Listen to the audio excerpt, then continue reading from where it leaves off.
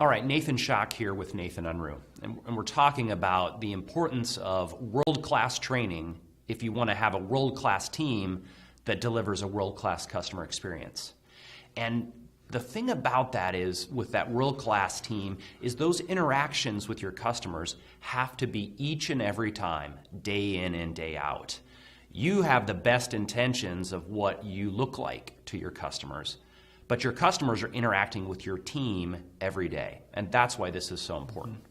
And so one of the ways we can learn from this is what we want to avoid.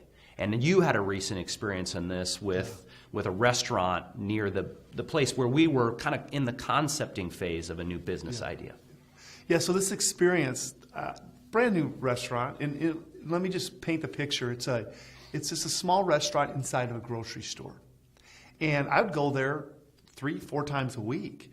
And the gentleman who was the chef would make the most amazing food. I mean, he'd local grown, the herbs, the spices, and he was truly a master of his craft.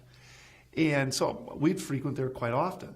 And, you know, as you frequent somewhere, you get to know somebody. And I learned with a new business, he was having a hard time just getting more traction in the business. Well, there was one time that I was running a little late. It was about 5 after 2, and I wanted to get a quick bite to eat. So I walked into the store and said, "Hey, can I get something quick to eat?" And a group of people, the owner being one of them, said, "I'm sorry, we're closed." Now, keep in mind, 5 minutes after 2 o'clock, a person who frequents this place 3-4 times a week, "I'm sorry, we're closed." So I looked at him and said, "No problem." As internally, I'm boiling, going, "Seriously? Really?" Yeah, right. I turned around, walked out, and said, "I'll never be back." Well, 2 weeks later, we find the business had closed. So obviously, my experience was the experience probably getting spread throughout the whole place. And it was such a great example to me of do the little extra things. And I think you brought up a great point when we talked about this experience, is that we're in a grocery store. Right. So talk about that for a minute. Well, you think about, because I've been in the same place several times, and just to get to the lunch counter, you have to walk by all the food cases where there are pre-made sandwiches for sale, where there's a big thing of soup where you can serve yourself. So you think about, okay, I can sympathize with someone. He probably turned the grill off 5 minutes ago, didn't want to fire it back up. Okay, even though I think that would have been the right thing to do. Absolutely. There are still other options. He could have said, "Oh, you know what?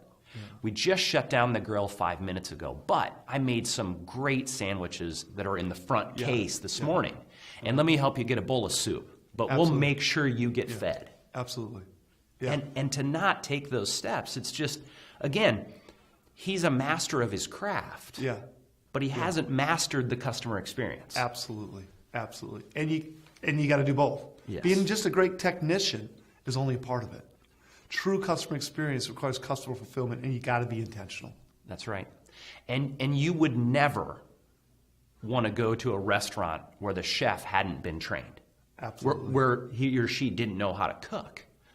But at the same point, as a customer who interacts with that company, I don't want to go to a place where they haven't been trained in how to handle the customer. Absolutely.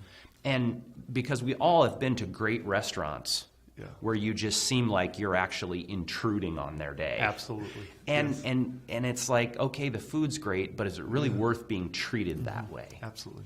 And so this is just a great example of how not only do you have to get your craft mastered, you have to become a master of customer experience if you want to survive in an experience economy.